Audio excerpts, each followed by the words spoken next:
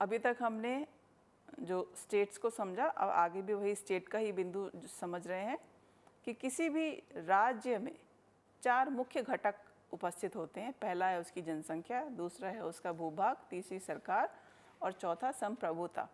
ये चारों मिल करके एक राज्य बनाते हैं।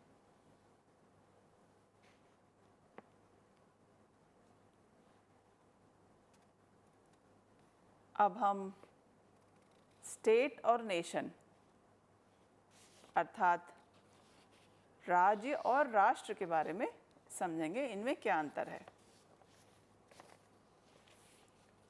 कह सकते हैं कि हम यहाँ पे अब तुलना करेंगे, उनमें कुछ समानताएं हैं और कुछ असमानताएं हैं। पहले हम बात करते हैं स्टेट की। हर राज्य में अपना एक कानून होता है।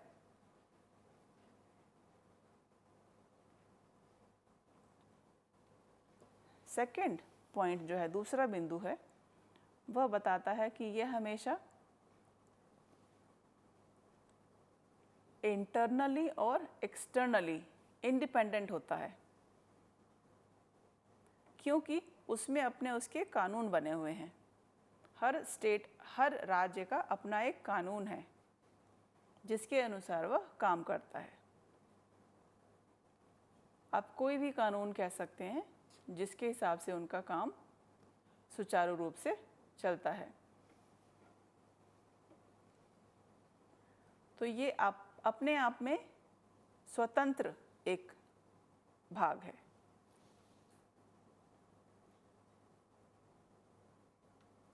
अब यदि राष्ट्र की बात करें तो यदि हम ऐतिहासिक रूप से किसी राष्ट्र को देखें तो ये ऐसा समुदाय है जहाँ पर एक समान भाषा, उसका क्षेत्र, वहाँ की आर्थिक जीवन शैली और जो उनके धार्मिक रीति रिवाज हैं और उनकी संस्कृति, यह सब एक समान हो, उसको एक राष्ट्र का समुदाय आप कह सकते हैं। उन सब की जो इमोशनल फीलिंग्स हैं या वैल्यूज़ हैं, वे सब आपस में एक समान होंगी। जो दूसरा बिंदु है वो यह समझा रहा है कि nation is culturally homogeneous social group, अर्थात उसमें काफ़ी समानताएं हैं। आप समानताएं कल्चर के रूप में कह लीजिए, भाषा के रूप में कह लीजिए, एक परिवार के रूप में जैसे भिन्न समानताएं होती हैं, तो इसे होमोजीनियस ग्रुप कहा जाता है। ऐतिहासिक तौर से जो एक समान हो। नियम बेशक अलग हो सकते हैं पर सांस्कृतिक समानताएं उसमें ज़रूर होंगी।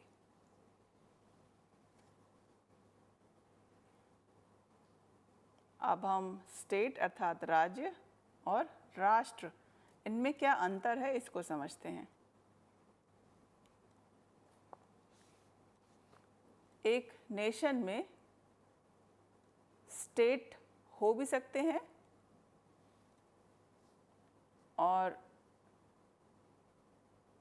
हो सकता है कि इसका विपरीत भी हो, जिसे हम कह सकते हैं अ नेशन में नॉट बी अ स्टेट और अ स्टेट में not always be a nation.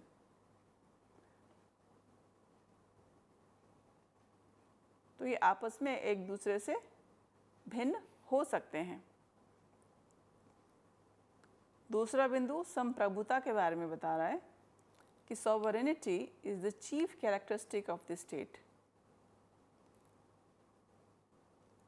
उनको इतनी स्वतंत्रता है कि वे अपना कानून, अपने देश का जो कानून है वे स्वयं बना सकते हैं, अपने राज्य का कानून बना सकते हैं।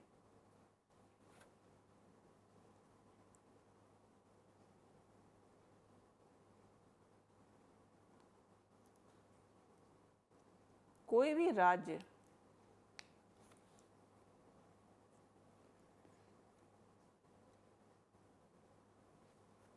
A nation becomes a nation when a nation attains statehood. कोई नेशन, कोई देश, कोई राष्ट्र राष्ट्र कब कहलाएगा? जब उसमें भिन्न भिन्न राज्य अपने हिसाब से सभी कार्यों को करते हैं। और state is a political concept where the nation is a cultural and a psychological body. इसको हम इस तरह से समझ सकते हैं कि राज्य एक राजनीतिक बिंदु है या ऐसी संस्था है जिसमें आप सांस्कृतिक समानताएं देख सकते हैं।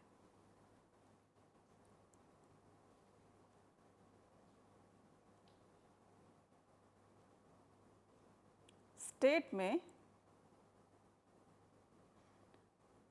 किसी भी राज्य में अपना एक कानून व्यवस्था होती है।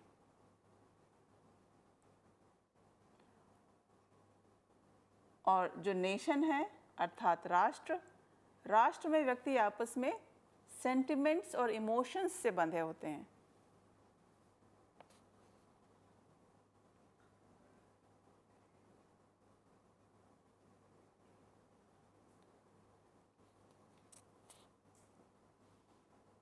जो अगला बिंदु है, इसमें स्टेट में क्योंकि इसमें कानून व्यवस्था होती है तो इसलिए सभी लोग कानून का पालन करने के लिए बाध्य होते हैं, किंतु नेशन में ये सबकी इच्छा का विषय है। इसमें आप किसी को बाध्य नहीं कर सकते हैं, पर स्टेट में आपको कानून को मानना होगा।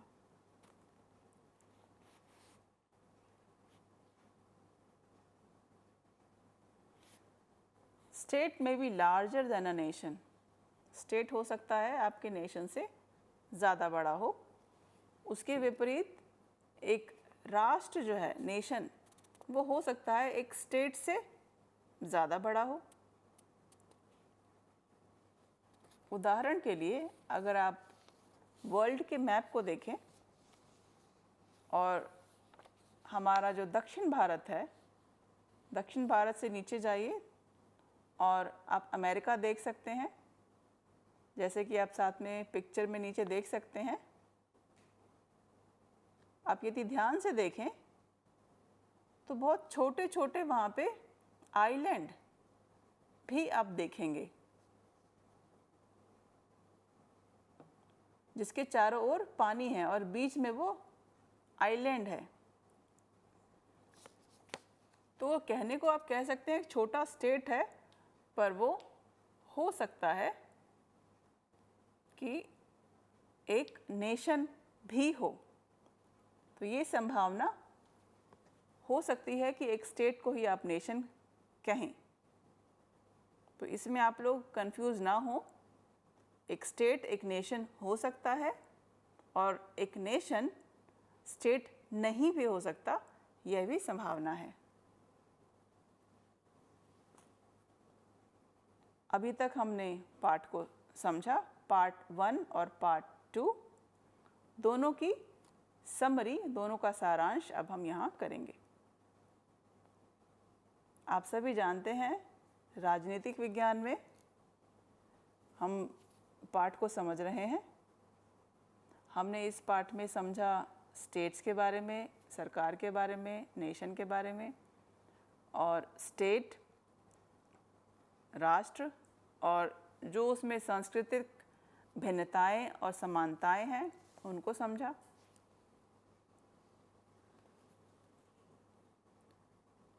और आप लोगों ने ये भी समझा कि एक राज्य और जो सोसाइटी है अर्थात समाज, दोनों भिन्न होते हैं। स्टेट के कानून नियम बने होते हैं और उसके अंदर भी छोटे छोटे समुदाय होते हैं। तो आप बाहर से उसको राज्य कह सकते हैं, पर उसके अंदर आप जाएं तो उसमें अंदर और छोटे छोटे ग्रुप्स, कम्युनिटीज़ बनी होंगी।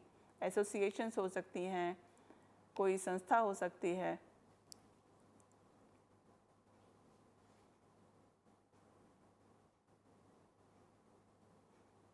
स्टेट्स और गवर्नमेंट अर्थात राज्य और सरकार की बात करें तो ये दोनों एक समान नहीं हैं। हालांकि राज्यों का काम सरकार करती है और सरकार पूरी सहायता देती है कामों को करने के लिए।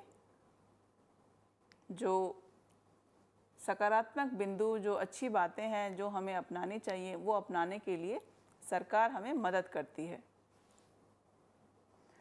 और कानून भी बनाती है। यदि किसी के साथ कोई बुरा काम या कोई धोखाधड़ी हो जाती है तो कानून तोड़ने पर दंड की व्यवस्था भी सरकार द्वारा तय की जाती है।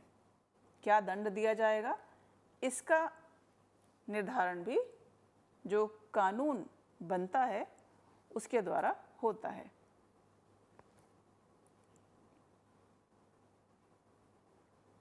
नेशन अर्थात राष्ट्र एक ऐसी संस्था है जहाँ पे सांस्कृतिक जो मूल्य हैं और जो सांस्कृतिक जो हमारी वैल्यूज़ हैं वो आगे बढ़ रही हैं।